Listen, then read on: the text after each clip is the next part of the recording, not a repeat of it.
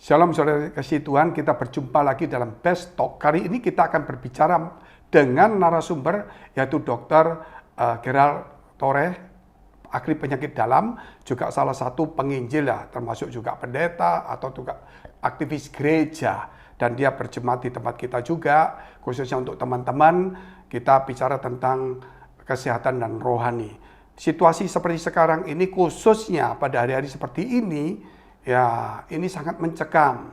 Karena 3 hari lalu itu bagaimana sudah dimulai namanya lockdown secara darurat atau dikatakan pengetatan secara darurat. Menjadi sukar baik ekonomi maupun yang lainnya. Tetapi yang perlu selama masa namanya pengetatan darurat ini bukan cuma kita stres di rumah, bukan cuma kita makan, kehilangan uang, tetapi jangan sampai kita kehilangan nyawa.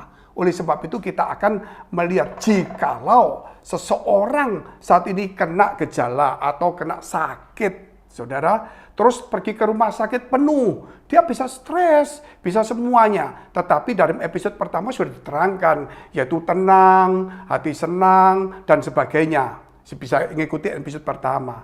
Tapi kali ini jikalau rumah sakit penuh, apa yang dilakukan? Nah, kita akan tanya kepada Dr. Gerald. Shalom dokter, apa kabar? Shalom Pak, baik Pak. Puji Luar Tuhan, biasa. Jakarta. Mencekam Pak. Ya. Gimana rekan-rekan dokter? Banyak yang sakit terkena, perawat juga ada yang terkena atau gugur? Benar Pak, itu rekan-rekan dokter itu sangat banyak yang dokter dan perawat ya, terutama tenaga kesehatan ya, baik tenaga kesehatan itu adalah orang-orang yang bekerja di rumah sakit ya. Apakah dia bagian medical record atau pendaftaran orang-orang yang kerja di rumah sakit, itu lumayan banyak Pak yang terpapar. Bahkan kabar terakhir teman saya pun ada yang meninggal, dokter penyakit dalam pun ada yang meninggal, dirawat dan sudah divaksin loh Pak. Oh gitu ya. Berarti sekarang orang mau jadi sekolah dokter takut semua dong ya? Iya, tapi ya namanya dokter. Bodong sekarang. Betul. Begitu masuk sudah ditasbihkan dokter, begitu dia bilang, aduh nyesel saya, mungkin begitu ya. Benar Pak. Tapi dokter itu berjiwa besar lah untuk menolong masyarakat juga, sama seperti Tuhan juga pernah berkata loh, aku datang bukan untuk orang sehat, tetapi aku datang untuk orang yang berdosa. Betul Pak. Saya kira dokter juga sama, hanya bicara penyakit secara fisik, Tuhan bicara tentang dosa yang disembuhkan. Betul Pak. Nah dokter ini ngomong-ngomong ini ya, ada juga kita percaya adanya namanya virus, ya ada yang nggak percaya. Jadi akhirnya ada orang berkata begini, yang nggak percaya itu punya agama namanya agama konspirasi. Ada yang bilang begitu, bukan saya loh. Iya. Semua agama ada yang percaya, tapi ada orang agama ini tapi nggak percaya tentang virus, dianggap aja di agamanya konspirasi gitu. Ini ada saja omongan begitu. Nah, dokter, ini hal yang penting sekali. Saya lihat banyak teman-teman sekarang, saudara-saudara, orang-orang yang di luar situ kena, dan sampai saya melihat itu di rumah sakit penuh, dia tuh marah-marah. Dokter, saya lihat itu di TV marah-marah gitu. Sampai tidak ada tempat, bagaimana caranya? Ditaruh di situ ribut-ribut, akhirnya pasien tambah parah. Mungkin dokter bisa memberi nasihat. Jikalau ada seseorang penderita atau teman kita menderita, dan kalau rumah sakit penuh, tindakan apa yang perlu dikerjakan, dilakukan? Oke, baik Pak. Ya, itu kemarin lagi rame ya, viral ya Pak ya, di media sosial, baik di WhatsApp juga ya, lagi sangat rame. Itu kejadian di RSUD Pasar Minggu Jakarta ya. Oh gitu ya. Itu kan juga Jakarta tahu semua nih. Iya, itu kejadian pasien tidak mendapat kamar, tidak mendapat tempat karena posisi lagi penuh, jadi waiting list gitu loh Pak. Kemudian pasiennya ngamuk, marah-marah. Nah ini kan repot, katanya konspirasi, tapi kok kena COVID langsung membeli gitu loh Pak. Jadi kurang lebih apa ini dokter? Jadi kalau sampai mereka kena itu gejala atau sudah kena menderita seperti itu, untuk mengobati sendiri atau tanpa rumah sakit, bagaimana nasihatnya? Ya, jadi kita harus lihat dulu ya Pak ya, kayak di episode 1 saya udah sempat menyinggung ya bahwa ada yang namanya orang tanpa gejala, ada yang dengan gejala ringan ya. Nah, betul. mungkin kalau orang tanpa gejala, ya mungkin kalau orang tanpa gejala ya baiknya diisolasi di rumah aja ya Pak ya. Kurang lebih Oh selama gitu ya. selama 10 sampai 14 hari isolasi mandiri di rumah kalau rumahnya itu memang layak Pak gitu. Kalau Hmm. layak. Kalau rumahnya tidak layak, mungkin cuman kadang-kadang kan ada rumahnya hanya 2 kamar ya Pak ya. Dua Ya, kamar terus RSSSS gitu loh. Rumah ya. sangat sederhana. Mungkin bisa ke fasilitas-fasilitas isolasi di apa yang disediakan pemerintah ya kayak misalnya Wisma Atlet, terus ada asrama haji dan sebagainya. Itu Ya, kalau ada punya duit disediakan oleh pergi ke pemerintah. hotel-hotel lah ya. Hotel-hotel Benar, murah sekarang itu. benar, Hmm. sekarang hotel udah sediain paket kok. Iya, daripada dia nulari saudaranya, anaknya gitu Betul, ya. betul. Udah disediain paket tuh, dikeluarin paket 14 hari 14 juta tuh, Pak. Aduh, Plus vitamin tuh, Pak. berat juga ya, biaya mahal. Berat. Jadi itu, Pak. Jadi kita kalau dia orang tanpa gejala ya kita tentunya isolasi, kemudian nanti biasanya nanti melaporkan diri ke Vaskes tingkat pertama atau mungkin puskesmas lah Pak gitu. Oh, jadi kalau Melaporkan ada diri apa-apa nanti dia lapor ke dianya akan puskesmas itu dikontrol ya. oleh Vaskes kesehatan tersebut dan Oh, pasti apa namanya tetap diberikan motivasi, tetap harus sering mengukur suhu tubuh itu. Kalau misalnya apa namanya orang tanpa gejala dan oh ya dan diingat lagi Pak kalau orang tanpa gejala dengan komorbid obat yang diminumnya itu tetap lanjut ya obat jadi maksudnya lupa. komorbid itu adalah orang-orang yang punya penyakit-penyakit dalam, mungkin Iya, darah jantung, tinggi, gula, jantung darah tinggi, termasuk itu yang tetap stroke. lanjut. Nah, itu bukan hanya obat itu, dicampur obat yang sakit itu ya. Iya benar. Jadi lanjutin. Nah, itu orang tanpa gejala, Pak. Nah, kalau orang Hmm. dengan gejala ringan gimana? Apakah kita harus ke rumah sakit? Nah, itu pertanyaannya. Nah, itu harus ke rumah sakit orang dengan gejala ringan ya, tapi bukan untuk rawat inap, tapi hanya berobat, Oh, Pak. ya. Mungkin bisa ke IGD atau bisa via telemedicine. Nah, itu bisa bisa nanti konsultasi dengan dokternya. Nah, di situ akan dijelaskan oleh dokternya. Jadi harus tetap ke rumah sakit, tapi bukan untuk dirawat di rumah sakit. Hanya Nah, untuk periksa, untuk dapat iya, nasihat, betul. Gejala ringan untuk itu kayak dapat misalnya, resep. iya, pilek, mungkin agak demam, Hmm. dan kalaupun mau isolasi, itu bisa isolasi mandiri di rumah. Atau Oh, kalau atau gejala ringan tuh nggak perlu nginep ya ke rumah nggak ya. perlu, nggak perlu. Jadi isoman aja Pak, isolasi Kalau mandiri gejala di ringan rumah. seperti apa dokter? Gejala Itu ringan itu? batuk, pilek, Batuk, pilek, pilek, demam, nyeri demam, tulang, sakit perut gitu ya, ya sakit ulu diare, hati, diare dikit, nah udah.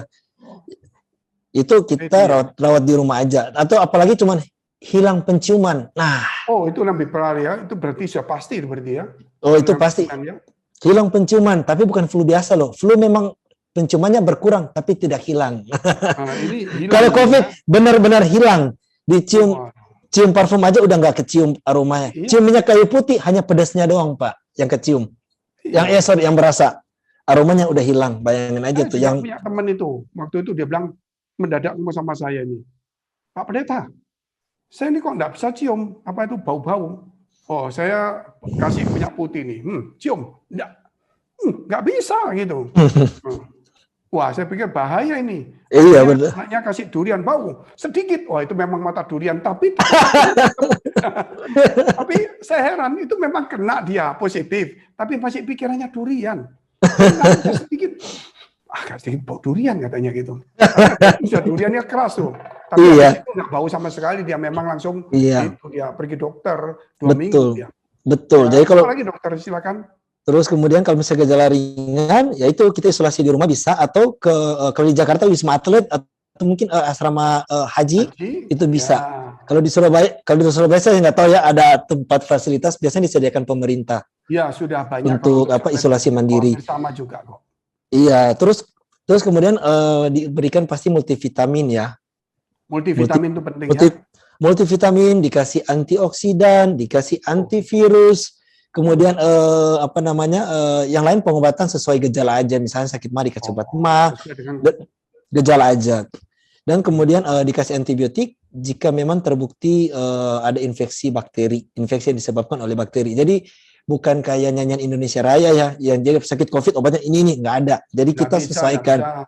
nggak bisa paten tergantung dari Betul, beratnya kondisi. ya. Kalau Iya, dia Pak. demam, infeksi.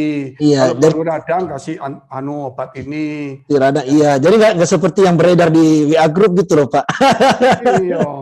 Memang Aduh. begitu, hati-hati Dan orang-orang. dan obat untuk komorbid tetap harus dilanjutkan, tidak boleh Nah, berhenti. jadi selain dia kena obat dari dokter mengenai virusnya tadi, mungkin kalau umpama antibiotik kalau dia infeksi, Iya, kalau dia yang lain-lain, umpama inilah pilek atau apa flu, nah itu iya, mungkin obatnya lain, iya sakit obat kepala lain. betul. Tetapi kalau dia punya sakit jantung, gula atau darah tinggi, Itu tetap harus minum itu ya. tetap harus minum, nggak bisa Harus minum, berhenti. termasuk sakit lambung tetap harus Tetap, minum ya. tetap Nah, harus gitu minum. dia tambah parah itu. Tambah parah, walaupun obatnya kelihatan banyak banget nantinya. Ya, Eh, Tuhan akan tolong kita lah. Selama kita kalau memang sakit, pasti Tuhan akan beri kekuatan tubuh supaya untuk menahan itu. Nah, terus kurang Betul. lebih obat-obatan apa yang bisa dikonsumsi dokter selama masa mandiri itu? Ya, jadi kalau misalnya kita kena COVID positif, terus apakah orang tanpa gejala ataukah kita hanya gejala ringan, yang pasti satu obat-obat kalau misalnya dengan gejala ringan, obat untuk menghilangkan gejala ya, kayak pilek minum obat pilek, batuk minum obat Oh, batuk, tapi flu ya harus flu gitu ya. flu ya, iya. Jadi tetap Sakit kita kepala, sakit itu kepala gitu dulu ya. betul Paramik atau apa silakan minum, tapi kita tambahkan dengan multivitamin. Apakah Multivitamin. apakah vitamin C, vitamin D, itu kita bisa berikan. Kemudian antioksidan kan banyak Pak ya, jadi kita bisa berikan. Betul. Kemudian obat antivirus biasanya itu harus ke rumah sakit karena ya seperti saya Ya, jelaskan itu di sudah dokternya itu. iya, soalnya yang saya jelaskan yang saya ngomong di awal ya Pak ya, di sesi 1 ya, fenomena penumpukan obat antivirus oleh masyarakat. Nah, Ya itu khawatirnya disebarkan ini lagi. makanya jadi udah di-keep oleh ini. Jadi Ya, hanya pokoknya yang khusus di ringan-ringan rumah dulu sakit. lah. Sakit kepala, Betul. flu, pilek, itu Betul. dulu lah. Paling Nah, vitamin nanti C kalau memang bisa. sudah mulai radang, demam, hilang penciuman, apa-apa, itu baru mungkin obat virusnya. Iya, betul, Pak. Antibiotik. Betul. Paling kalau pilek tambah obat pencuci hidung, gitu-gitu aja sih Pak sebenarnya. Gitu juga, ya. Karena kenapa? Karena COVID ini sebenarnya suatu penyakit yang namanya self-limiting disease, penyakit yang dapat sembuh sendiri. Oh gitu. Makanya kenapa ada yang tanya, kok COVID bisa sembuh nggak ada obatnya? Nah, itu kan yang pertanyaan paling banyak di awam ya. Betul. Karena COVID ini adalah penyakit self-limiting disease, sama seperti DBD. Yang dimana kalau DBD hari ke-7 itu trombositnya udah mulai naik, artinya virusnya melemah dan udah habis. Puncaknya setelah 14 hari, pasti imun udah terbentuk sempurna untuk ngelawan virus tersebut, sama dengan COVID. Makanya sembuh sendiri, sama dengan cacar air gitu, sembuh sendiri gitu. juga gitu. Yang penting tenang. Betul. Ya, hati gembira. Betul. Tegang, makan tidur cukup. Betul. Ya. Jangan bersungut-sungut Pak ya, gitu. Nah, itu penting itu. Mulut tuh harus dijaga. Kepikiran utang, kepikiran tambah sakit dia. Tambah sakit, tapi jangan tambah sakit sendiri dia. Betul, dan jangan bersungut-sungut. Kenapa saya? Kenapa saya? Kenapa saya? Nah itu kan. Kurang lebih begini dokter, kalau selama isolasi mandiri, apa saja kegiatan yang boleh, apa yang nggak boleh? Umpama contoh, ya. Kalau seseorang itu atlet, apakah dia boleh lari jauh, lari cepat naik gunung, atau sepedaan atau angkat besi? Kan tentunya nggak boleh dia. Betul Pak. Tapi kan ada orang nggak ngerti, ini mungkin apa saja yang boleh, apa saja nggak boleh. Yang pasti olahraga berat tidak boleh. Olahraga berat tidak boleh ya. Paling olahraga berat nggak boleh. Berarti paling kita hanya jemuran, terus kemudian 30 menit lah per hari. Stretching ya. Ya, stretching, kemudian jogging, senam-senam sehat gitu kan banyak ya. Sambil kita latihan paru-paru. Itu ada senamnya. Ada napas. Itu tarik napas 10 detik, kemudian dilepas, itu kayak orang bersiul. Oh, iya. Lepas pelan-pelan gitu. Seperti orang latihan vokal itu. Nah, benar, kayak orang latihan vokal, Pak. Lepasnya pelan-pelan. Nah, tarik sampai dia. Teman harus ikut itu di gereja, ada kursus vokal gratis. Betul. Tarik napas sampai diafragma tuh, terus lepas pelan-pelan. Iya. Itu latihan paru dan lain-lain sebagainya, Pak. Senam. Stretching juga ya. Stretching, benar. Jangan kebanyakan tidur kalau lagi sakit. Oh gitu ya, tambah lemah badannya mungkin. Tambah iya. Jadi kita tidur harus cukup, tapi tidak boleh terus-terusan. Iya, jangan tiduran 1 kali per 4 jam, jangan. Jadi buatlah aktivitas, kerjalah seperti biasa, kan WFH nggak apa-apa. Ya, betul. Tapi jangan terlalu berat. Betul. Kerja berat. Betul, ya, betul. Kalau makan berat itu mesti ingat bagi-bagi yang lain. Betul, jangan makan sendiri ya. Terus ya bagus lah dok. Jadi kurang lebih apa lagi ya? Kalau jemur matahari itu lebih efektif jam berapa? Ada yang ngomong pagi, ada jam 10, ada jam 12, ini bingung ini. Itu Kadang-kadang saya pagi, itu pertentangan. Itu pertentangan sih Pak ya, tapi Iya. sampai sekarang pun yang angka pastinya belum ada. Tapi ada yang ngomong bahwa jemuran itu di atas jam 12 siang itu dapat memicu kanker kulit. Jadi hati-hati. Kalau kelamaan ya. Dan di atas jam 12 pada saat puncak matahari kan jam 12 siang. Iya. Jadi kalau mungkin di bawah jam 12 itu atau jam 12 itu sedikit saja kenanya asal panas ya. Jadi Kalau mungkin di bawah itu yang ringan mungkin agak lama tapi jangan terlalu sampai hangus lah ya. Tambah sakit nanti. Mungkin ini lagi kapan sebaiknya kalau sudah ke rumah sakit secara berkala, mau 3 hari sekali atau seminggu sekali kalau dia sudah mengisolasi diri, gitu. Kurang lebih dia mau konsultasi ke dokter itu tepatnya itu berapa hari sekali atau bagaimana ceritanya? ya, jadi kalau biasanya dia udah isolasi mandiri di rumah, terus nanti kan harus konsultasi berkala ya. Biasanya sih kalau misalnya kalau pasien konsultasi ke saya akan katakan bahwa setelah pertemuan pertama, saya saran 3 hari kemudian kita cek namanya laboratorium. Oh, Harus cek laboratoriumnya namanya D-dimer. oh gitu. Itu untuk melihat kalau di bahasa awam namanya kekentalan darah ya. Kenapa? Oh, Karena ambil COVID. darah berarti dia ya? Iya, karena COVID ini sering bikin darahnya menjadi kental. Sehingga pantas itu ada suntikan itu langsung bisa tahu-tahu. betul pengencer darah. Apalagi dia memang sudah gejala darahnya kental. Jadi memang pada kurang minum dokter ya? betul kurang minum pun darah bisa kental. Makanya saya ngomong di sesi 1-2 liter per hari kan Pak ya. 2 liter per hari air putih. Terus kurangi konsumsi gula. Kurangi Konsumsi konsumsi tidak gula. boleh ya. Khawatirnya Iya. nanti nambah reaksi ya. Kalau lemak Iya, jadi ikan kita begitu. kurangi terus lemak pun kita agak kurangi. Makanan berlemak kita batasi. Batasi. Kalau minyak ikan? Kalau minyak ikan silakan, omega 3 oil silakan, nggak ada Masuk. masalah. Oke, ya. Tapi yang Mau penting omega 3 goreng-gorengnya oil, lemaknya mau dikurangi ya. iya. Iya, Mungkin mau krill makanan oil itu pun silakan. Kan mengandung seperti kuah-kuah atau yang itulah ya seperti sop-sopan begitulah ya.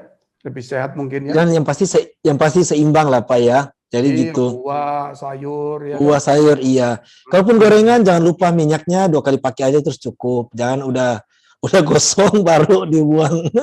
Nah, itu biasanya ibu-ibu gitu. Ibu-ibu hemat. Masih bening. Sampai 7 kali, 8 kali sampai hitam itu nggak apa gitu. Sudah rusak mungkin, sudah jadi racun. Dokter ngomong-ngomong ini, mungkin ada ini loh, pertanyaan mengenai perbedaan banyak vaksin. Ada vaksin Sinovac, CanSino, sekarang ada Sinopharm, dan dari Tiongkok ada 3. Yang CanSino kan untuk sekali suntik saja, cukup. Iya.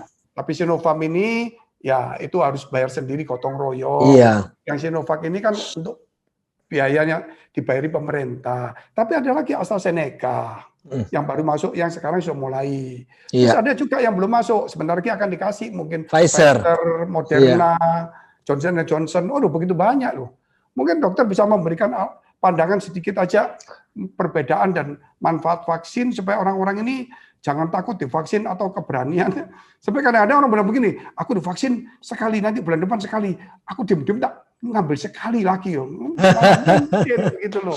Ada aturannya. Silakan dokter. Iya. Nah gini kita harus tahu dulu nih. Jadi lagi ini kan pemerintah lagi program ya, karena obat COVID belum ada. Jadi ya kita kembali ke zaman dulu, mencegah lebih baik daripada mengobati. Betul. Ya, jadi makanya pencegahan yang tadi selain yang saya jelasin yang pertama kita harus prokes, 5M, pakai masker yang benar. Kemudian yang berikut adalah dengan vaksinasi. Nah, tujuan di vaksin ini adalah apa? Bukan tidak kena corona, bukan. Betul. Bukan tidak corona, masih bukan bisa kena, apalagi dia sengaja.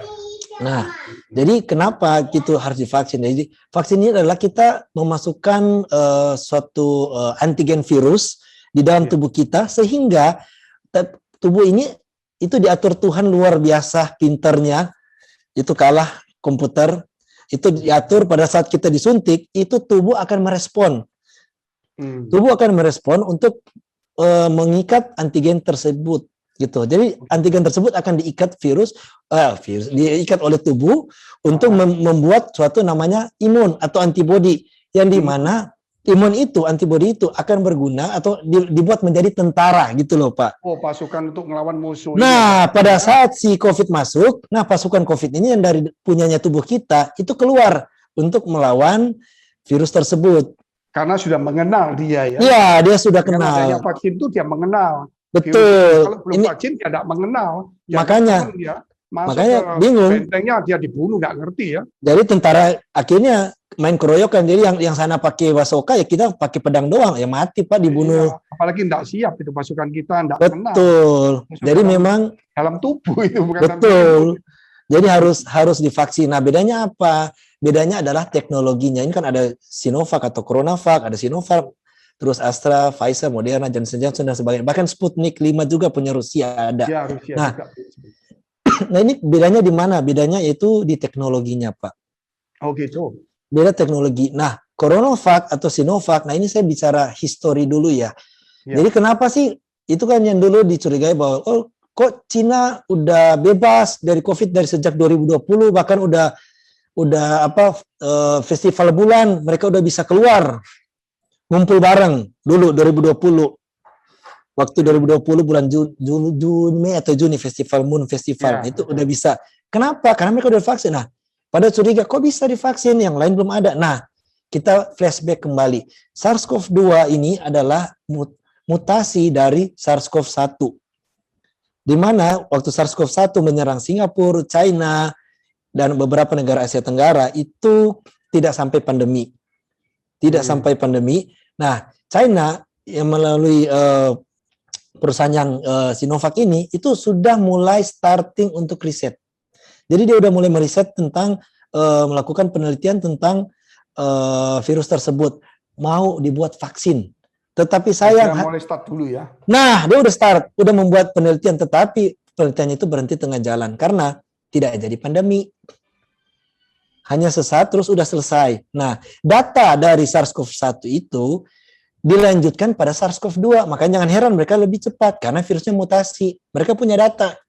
Itu yang membedakan. Mereka punya data di awal itu ya. Mungkin di awal induk atau inangnya daripada virus ini. Iya, jadi itu dia udah punya data. Apa saja, yang penting gennya sudah ketangkap dari. Dia udah tahu, karena tipenya sama.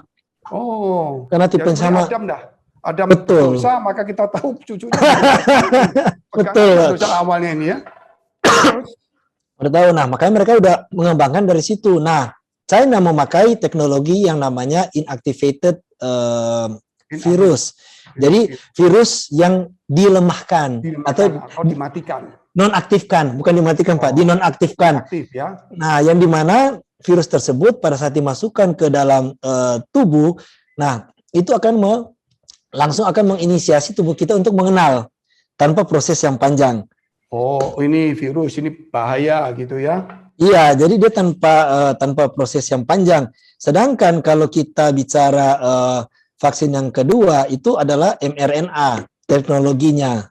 Oh, mRNA ya itu punyanya Eropa juga ya? Ya, jadi Eropa memakai teknologi yang namanya mRNA Pak. Jadi dipakailah teknologi yang itu messenger RNA. Itu M itu messenger. Jadi pembawa berita jadi gitu Pak. Virusnya yang dilemahkan, tapi bukan. Lain, ya? Iya, jadi dia menitip ibaratnya gitu loh. Dititip kepada satu virus yang namanya adenovirus. Gitu, sehingga virus itu membawa virus COVID sehingga masuk ke dalam yang akan ditangkap oleh sel imun kita. Nah, nanti ya itulah Pak, pokoknya ada prosesnya panjang, nanti jadinya itu terbentuk antibodi. Jadi bedanya itu. Jadi prosesnya lebih panjang lagi tuh kalau yang mRNA dibandingkan yang inactivated Pak, itu kurang lebih seperti itu. Jadi lebih lama dia ya? Iya, dia lebih modern, tapi kelemahannya adalah ini teknologi yang baru yang dimana efek samping kedepannya jangka panjang kita tidak tahu. Tapi kalau yang inactivated itu sudah dipakai puluhan tahun, itu dari zaman kita anak-anak. Contoh vaksin. Wah, benar. Kan? Hepatitis, campak, nah itu mereka sistemnya teknologi lama. Itu teknologi baru bagus tapi belum tahu akibatnya apa, belum tahu. Kalau ini memang aman tapi memang sudah tradisional gitu ya. Betul, makanya pada anak-anak di-approve oleh Perhimpunan Dokter Ahli Anak karena teknologinya yang lama gitu. Oh, lebih baik yang aman yang pakai virus yang dilemahkan atau Iya, kan. iya Itu betul. mungkin Sinovac dan sebagainya. Iya Bukan betul. yang Moderna, bukan Bukan, AstraZeneca, bukan Pfizer gitu ya. betul. Walaupun memang efektivitas betul Sinovac memang masih kalah dari mereka ya. Tapi ya beda-beda tipis aja sih Pak, nggak Ya, terlalu. mungkin itu kan obat langsung ngantem aja keras. Iya, Ini kan untuk mengenal untuk badan ngelawan sendiri gitu ya. iya Pak. Jadi Gitu, ya ya. gitu. Jadi memang ya beda-beda tipis lah. Kalau saya sih apa yang dikasih pemerintah hajar aja lah Pak. Yang penting divaksin dulu lah. Nah, gini dokter, ini waktunya sudah hampir singkat. Kalau orang kurang lebih mau persiapan vaksin nih, apa saja yang harus disiapkan? Kadang-kadang ada yang puasa, kadang-kadang ada yang tidak makan, kadang-kadang dia sakit flu tetap divaksin. Itu boleh nggak gitu loh? Oke. Yang pasti badan harus fit. Fit ya, jadi Harus fit, nggak boleh flu. Dan juga. betul, dan harus tolong infoin yang jujur, dikasih tahu yang jujur kepada petugas vaksin. Apakah dia punya apa lagi? Iya, punya komorbid. Bagaimana ya? Betul, punya komorbid, punya riwayat alergi obat, alergi makanan, atau lagi batuk saat ini, atau lagi flu, atau lagi konsumsi obat apa, harus diinfoin, dikasih tahu sebenar-benarnya. Termasuk boleh enggak dia kalau enggak makan? Kalau enggak makan, harusnya nggak ada masalah ya Pak ya. Paling lapar aja tuh. Habis itu makan ragi Pak ya. Bisa sakit lambung loh dia. Iya. Lebih baik mungkin makanlah ya, minum makan dulu ya. Iya. Karena betul. Kan dia belum tentu kena matahari, kecapean gitu ya. Betul.